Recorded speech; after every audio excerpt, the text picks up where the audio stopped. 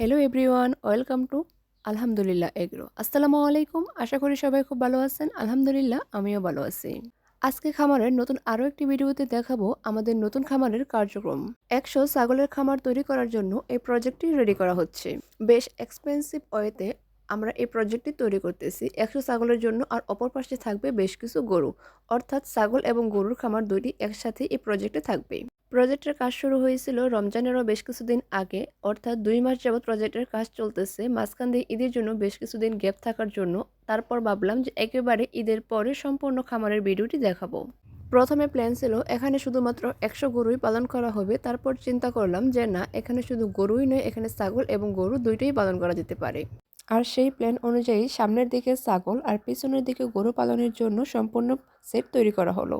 চারপাশ খোলামেলা হওয়ায় আশা করি যে এখানে ওইরকম আর কোনো গরম লাগবে না। আর অপর দিকে হচ্ছে একটি পুকুরও আছে, যেখানে আমরা অল্প কিছু মাছ চাষ করছি। এই ক্লিপগুলো রমজানের আগের, অর্থাৎ খামার শুরুর দিকের। খামারের চারপাশটা যেহেতু নিচু জমি, অর্থাৎ ডালু, আর খামারটা করবো আমরা একটু উঁচু করে, তাই এখানে আমরা বেশ কিছু মাটি ফালিয়ে আগেই উঁচু করে নিয়েছিলাম।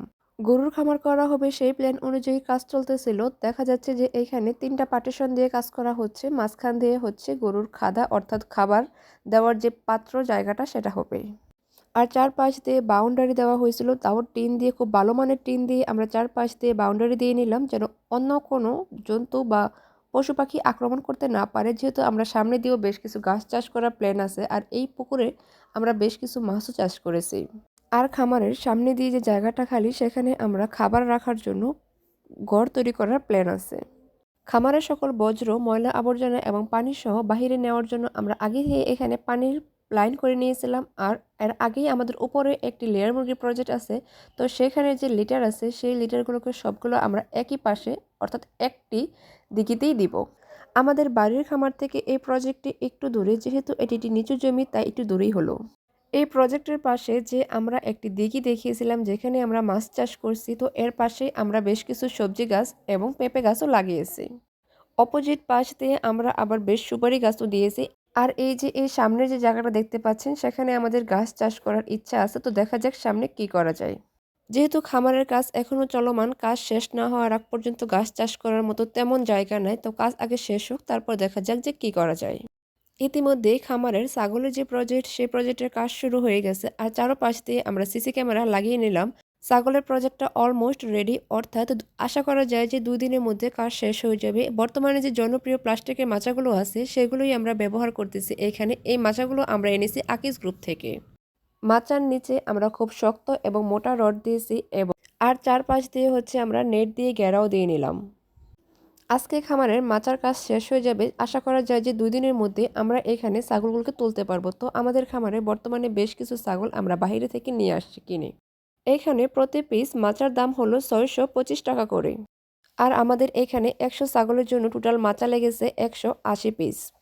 মাচার নিচে মোটা লোহা এবং পাল্লা দিয়ে আমরা আগেই সম্পূর্ণ প্ল্যান করে রেখেছিলাম। আর ময়লা আবর্জনা ধুয়ে পরিষ্কার করার জন্য আমরা নিচ দিয়ে আগেই ময়লা নিষ্কাশনের জন্য পানির পাইপ বা পানির লাইন করে নিয়েছিলাম। এক পাশ দিয়ে সিঁড়ি রেখেছি যেখান দিয়ে ছাগলগুলো উঠবে। আশা করি যে আমরা এখানে পার্টিশন দিয়ে বাকি সম্পূর্ণ কাজটা শেষ করব খুব দ্রুতই ইনশাল্লাহ। আর খাবারের পাত্র বসে সম্পূর্ণ খামারটা দেখতে কেমন হয় এটাও আপনাদের সাথে আমি শেয়ার করব ইনশাল্লাহ। তো এখনও খামারের কাজ চলমান, সবাই দোয়া করবেন আমাদের এই নতুন খামারের জন্য। আর আমাদের এই খামারের তত্ত্বাবধানে আছে আমার চাচু এবং আমার দাদা, অর্থাৎ তাদের প্ল্যান মোতাবেক এই প্রজেক্টের কাজ চলতেছে। তো দেখা যাক প্রজেক্টটা আসলে কোন দিকে যায়, সবাই দোয়া রাখবেন। অপরদিকে গরুর খামারের যে প্রজেক্টটা আছে সেখানেও ডালাইয়ের কাজ চলতেছে। এগুলা হচ্ছে এই খামারের নতুন অতিথি, অর্থাৎ এই ছাগলগুলোকে আমরা 2 দিন আগে ভ্যাকসিন দিয়ে নিয়ে আসছি, এদেরকে আমরা আমাদের খামারে তুলবো। আরও বেশ কিছু ছাগল অর্ডার দেওয়া আছে, আশা করি খুব দ্রুতই আসবে। খামারটির দৈর্ঘ্যপ্রস্থ হচ্ছে 50 বাই 20 ফুট। সম্পূর্ণ খামারের ডিটেলস নিয়ে আমি ইনশাল্লাহ আরও একটি ভিডিও শেয়ার করব। যেহেতু খামারের কাজ এখনও চলমান, সম্পূর্ণ কাজ শেষ হয় নাই, তাই ডিটেলসে ভিডিও দেওয়াটা এখন পসিবল না। আর এটা হচ্ছে আমাদের নিজস্ব খামার, যেখানে শুধুমাত্রই আসল ব্ল্যাক বেঙ্গল জাতের ছাগল পাওয়া যায়। আর আমাদের যে নতুন খামারটি শুরু হতে যাচ্ছে, সেখানে আশা করা যায় যে একাধিক জাতের ছাগল পাওয়া যাবে। আমরা যখন প্রথম ছাগল পালন শুরু করেছিলাম, তখন মানুষের এত ইন্টারেস্ট ছিল না, বাট এখন আস্তে আস্তে আমাদের থেকে মানুষ এত ইন্সপায়ার হয়ে এবং আমাদের থেকে ছাগল কিনে নিয়ে এত এত মানুষ ছাগল পালন করতেছে, অর্থাৎ এখন মনে হচ্ছে যে ছাগল পালনটা আসলে একটি মানুষের পেশা বা নেশা হয়ে গেছে। এখন এত এত মানুষের কাছ থেকে রেসপন্স এবং ভালোবাসা পাওয়ার পর দেখতেই পাচ্ছি যে মানুষের আসলে প্রধান পেশা কিংবা মানুষের আসলে খুব বড় একটি ইন্টারেস্টের জায়গায় হচ্ছে যে ছাগল কিংবা গরু পালন।